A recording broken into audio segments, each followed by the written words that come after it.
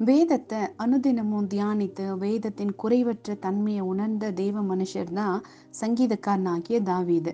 இந்த தாவீது தன்னோட அனுபவத்துல கண்டு உணர்ந்த ஒரு காரியத்தை பத்தி இங்க சொல்றாரு.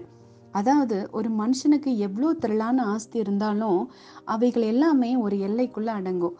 அந்த ஆஸ்தியை அவன் தன் கணக்குல வச்சிருப்பான். அவனிடம் நிறைவான சம்பத்து இருந்தாலும் கூட அதற்கு ஒரு எல்லை உண்டு. கர்த்தர் ஆபிரகாம் கிட்ட சொல்றாரு, உன் சந்ததியை வானத்து நட்சத்திரங்களைப் போல பெருக பண்ணுவேன் அப்படின்னு சொல்லி. அப்போ அந்த நட்சத்திரங்கள் எல்லாம் கூட ஆண்டவர் எண்ணி வச்சிருக்கிறாரு அப்படின்னு சொல்லி வேதம் சொல்லுது. சமுத்திரத்துக்கு கூட ஆண்டவர் எல்லையை நியமிச்சு வச்சிருக்கிறாரு அப்படின்னு வேதம் சொல்லுது. ஆனா இங்க தாவீது சொல்றாரு, சகல சம்பூரணத்திற்கும் எல்லையை கண்டேன், உம்முடைய கற்பனையோ மகா விஸ்தாரம் அப்படின்னு சொல்றாரு. இந்த ஆண்டவருடைய எல்லையில்லா மகா விஸ்தாரமான கற்பனைகளுக்குள்ள மனுஷர்கள் திரளான மேய்ச்சலை கண்டடையலாம்.